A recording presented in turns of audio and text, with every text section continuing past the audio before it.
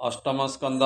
षोडशोध्याय श्री शुकोवाच शुण परीक्षणोपमणि कश्यप मुखवाक्य शुणि चित्ते कल्पिला अंतर्गते विधिपूर्वक पयोव्रते द्वादश दिने पयोव्रत कला से होई आनंदित एकाग्रचित्ते हरिपादे सेवा कल्पिला अप्रमादे सुदृढ़ मने बुद्धि बले इंद्रिय धइला निश्चले अदिति पयोव्रत तो से विष्णु मिलिले तार पासे शरीर जेने नीलघन पीतवसन परिधान आजानुलंबे चारि भुजे गदा कमल चक्र साजे समीपे विष्णु रूप देखी उन्मील कला बेनी आखि उठिला शोक गद गदे शिरे निवेशी पद्म पादे भूमि रे दंडवते सोई कर अंजलि शिरे देई आनंद सागरे बुड़िला निज शरीर पाशोरिला शरीर कंपिला विकले कंठ कुठित अश्रु जले बदन वचन न स्फुरे प्राण होइला कंठ द्वारे ए चकोर चंद्र देखी जेने अमृत पिय लोचने मन निवेशी कृष्ण पादे आनंदे शोक गद गदे बोलो ये विष्णु मुख चाहि सानंदे शिरे कर देई अदितिरुवचम ए यज्ञ पुरुष यज्ञनाथ तोर चरणे सर्वतीर्थ सर्वमंगल तोर नाम रूप रूप सर्वकर्म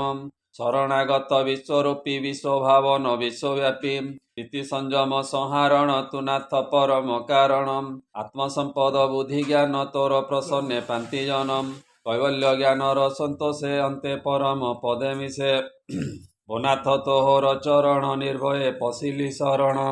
सकल दुर्गम तरंती जन्म मरण निस्तरंती भोनाथ प्रभु आदि मूल शुणिमा तोहर विकल दुखे कंपित मोर प्राण तो पादे पशिली शरण रे न रहंती स्वर्ग रे भोनाथ शरण तोहरे सपत्नी दुख कि न जाणु तु नाथ अंतर्जामी जेणु शुणी अदितिर वचन प्रसन्न कमल लोचन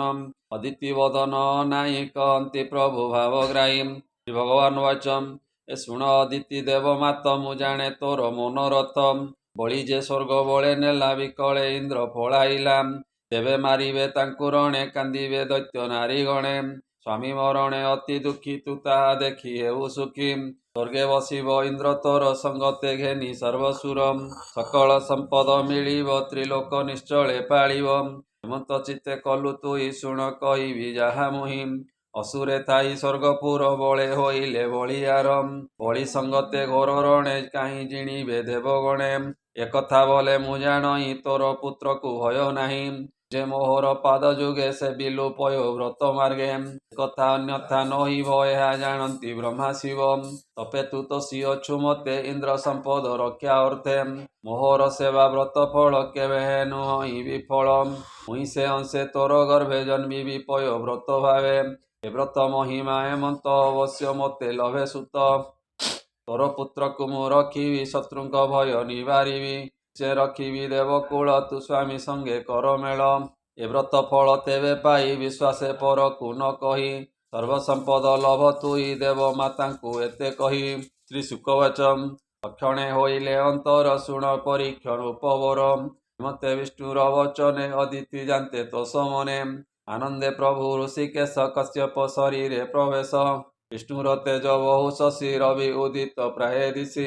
अमर गुरु लग्न बेले उच्चे अच्छन्ति ग्रह बेले मुहूर्त नाम अभिजिते पति कामिनी एकजुक्ते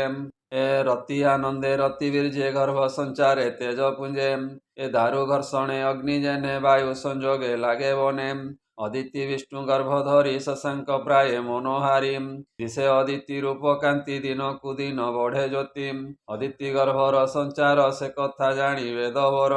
रजनी काले ब्रह्मा आसी अदिति निद्रा स्थाने बसी गर्भ को चाहि प्रजापति आनंदे कले दिव्य स्तुति ब्रह्मवाचम ए जय अनंत तोर नाम नमो नमस्ते त्रिविक्रमम नमो ब्राह्मण भगवत नमस्ते त्रिगुण अजितम नमस्ते पृश्निगर्भरूपी नमस्ते सर्वलोकव्यापी त्रिनाभ विष्णु शिव इष्ट हे देव गर्भ हे त्रिपिष्ट